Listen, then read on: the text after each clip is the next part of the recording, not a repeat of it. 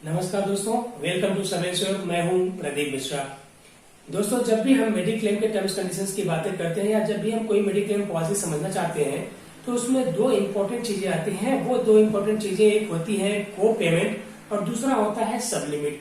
तो दोस्तों, mediclaim policy में ये को पेमेंट क्या होता है, आज हम लोग डिस्कस करने की कोशिश करेंगे ब्रीफ में कि को पेमेंट एक्चुअली होता क्या है और ये कैसे एप्लीकेबल होता है, इसके एप्लीकेबल होने के कारण क्या क्या होते हैं। तो दोस्तों, को पेमेंट का बहुत सीधा साधा मतलब ये होता है कि जैसे मान लीजिए कोई एडमिसिबल क्लेम आता है। मान लीजिए मैं कोई पॉलिसी होल्डर हूँ और मेरा एक कोई क्लेम आया, उसमें से जो एडमिसिबल अमाउंट होगा, मान लीजिए मैं एक पॉलिसी होल्डर हूँ और मेरा ऑपरेशन करने की जरूरत पड़ती है। डॉक्टर उसमें सोप लिखता है, डेटॉल लिख देता है, ग्लव्स लिख देता है, बहुत सारी चीजें ऐसी लिख देती हैं जो मेडिक्लेम पॉलिसी में कवर नहीं होते हैं।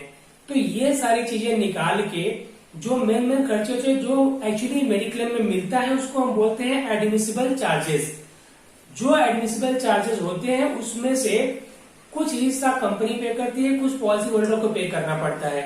जिस पॉलिसी में को पेमेंट होता है उसमें कुछ हिस्सा पॉलिसी होल्डर को पे करना पड़ता है, इसी को बोलते हैं को पेमेंट। जैसे मान लीजिए कोई आपकी XYZ कोई एक पॉलिसी है, उस पॉलिसी में 10% का कोपे है। यानी मान लीजिए आपका 1 लाख रुपए का क्लेम आप करते हैं, उसमें 10% का कोपे होने के नाते 10% आपको पे करना पड़ेगा और कंपनी आपको 90% पे करेगी। इसको बोलते हैं कोपे। अब को पेमेंट का कारण क्या होता है, बहुत सारी पॉलिसी, बहुत सारे प्लान ही ऐसे होते हैं जिसमें को पेमेंट इनबिल्ट होता ही है। यानी चाहे वो 18 साल का बच्चा ले, चाहे वो 50 साल का व्यक्ति ले, चाहे वो 30 साल का व्यक्ति ले, उस पॉलिसी में को पेमेंट होता ही है। यानी जब भी उसमें कोई क्लेम आएगा तो जो को पेमेंट का अमाउंट होगा 10%, 20% वो पॉलिसी होल्डर को बेयर करना पड़ेगा, बाकी का जो अमाउंट होगा वही कंपनी पे करेगी। दूसरा एक रीजन होता है कि एज के हिसाब से को पेमेंट पॉलिसीज में होते हैं।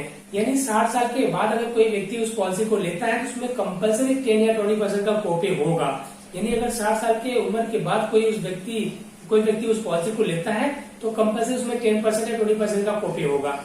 तीसरा एक रीजन होता है कि हेल्थ के ऊपर, मान लीजिए कोई प्री एग्जिस्टिंग डिसीज ऑलरेडी है और कंपनी के पास अप्लाई करता है कोई मेडिक्लेम पॉलिसी के लिए, तो कंपनी डिसाइड करती है कि हम आपको मेडिक्लेम पॉलिसी तो देंगे, लेकिन उसमें कंपल्सरी कंडीशन ये होगी कि उसमें 10%, 20%, 30% depending on the company and the region इतने का कोपे होगा।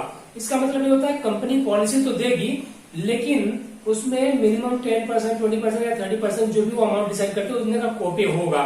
यानी जब भी क्लेम आएगा तो इतना तो आपको नहीं मिलेगा, इतना आपको पे करना पड़ेगा, बाकी का कंपनी पे करेगी। ये कंडीशन हो सकता है। दूसरा एक जो कंडीशन होता है, एक रीजन होता है कोपे होने का, वो ये होता है कि जैसे मेट्रो सिटीज में नॉर्मली कोई मैक्सिमम पॉलिसीज में कोपे नहीं होता है कि आप दिल्ली, कोलकाता, मुंबई ऐसे शहर में रहते हैं और आपने कोई मेडिक्लेम पॉलिसी लिया, उसमें कोपे नहीं होगा। लेकिन वही पॉलिसी अगर आप किसी रूरल एरिया में लेते हैं और उसका ट्रीटमेंट कराने के लिए जब आप किसी मेट्रो सिटीज में जाते हैं तो उसमें होता है कि 10% का, 20% का कोपे होगा। यानी जब आपने रूरल एरिया में कहीं इंटीरियर में आपने पॉलिसी लिया है, लेकिन उस पॉलिसी के अंडर अगर आप ट्रीटमेंट कराने के लिए किसी मेट्रो सिटीज में जाएंगे उसमें 10% या 20% का कोपे होगा। यानी आपने पॉलिसी जहाँ पे लिया है, इंटीरियर में लिया है, जिस रूरल एरिया में लिया हुआ है, अगर आप वहां पर ट्रीटमेंट कराएंगे तो पूरा पैसा मिलेगा, लेकिन अगर मेट्रो सिटीज में ट्रीटमेंट कराने के लिए जाएंगे तो आपको 10% पे करना पड़ेगा, 90% कंपनी पे करेगी। एक ये भी कंडीशन होता है।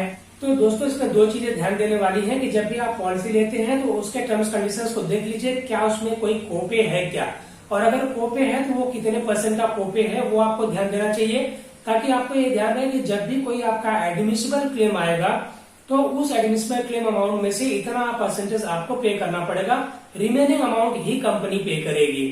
तो आपको ये कंफ्यूजन नहीं होना चाहिए कि भाई हमारा जो पूरा मेडिक्लेम है पूरा का पूरा पैसा मिलना चाहिए। अगर उस पॉलिसी में कोपे होता है तो पूरा का पूरा पैसा आपको नहीं मिलेगा। कोपे का अमाउंट जो होता है परसेंटेज का, वो आपको पे करना पड़ता है, यानी पॉलिसी होल्डर को पे करना पड़ता है, रिमेनिंग अमाउंट कंपनी पे करती है।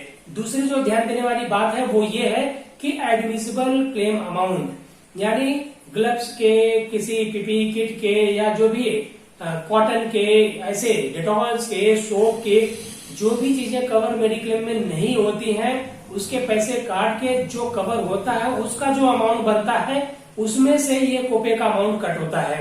ये नहीं कि आपका जो अमाउंट पूरा क्लेम आपने कर दिया उसमें से कट हो जाएगा, बाकी आपको मिल जाएगा। ऐसे नहीं होता है। मेडिसिन के खर्चे, डॉक्टर की फीस, डायग्नोस्टिक चार्जेस, ये सारा कुछ जो आपका एडमिसिबल चार्जेस बनता है, एडमिसिबल क्लेम बनता है, उसमें से आपका जो 10 या 20% का कॉपी होता है वो कट करके बाकी के अमाउंट आपको मिलते हैं। हमें आप कमेंट करके भी बता सकते हैं क्या आपकी पॉलिसी में कोई कोपे है, या अगर आपकी पॉलिसी में कोई कोपे है तो कितनी % का कोपे है। ये बहुत ही ज्यादा ध्यान देने वाली बात होती है। मोस्ट ऑफ द टाइम क्या होता है कि क्लेम के टाइम में लोगों को मालूम पड़ता है कि तो हमारी पॉलिसी में कोपे था, हमको पता ही नहीं था।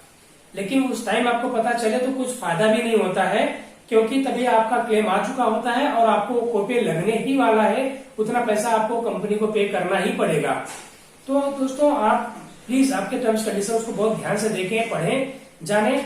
और इससे रिलेटेड अगर कोई भी जानकारी आपको चाहिए, कुछ भी इंफॉर्मेशन आपको लगता है कि अगर आपको और कुछ जानना है तो हमें कमेंट करके बताएं, हमें मेल करके बताएं। तो आज इस वीडियो में बस इतना ही। अगर आप हमारे चैनल पर नए हैं तो प्लीज हमारे चैनल को सब्सक्राइब करना ना भूलें, और अगर आप हमारे चैनल पर पहले से आते हैं, हमारे चैनल को आप जानते हैं, तो हमारे वीडियोस को लाइक और शेयर जरूर करें। आज के इस वीडियो में बस इतना ही। जल्दी हम आपसे दूसरे वीडियो में मिलेंगे। तब तक के लिए थैंक यू सो मच, बहुत बहुत धन्यवाद।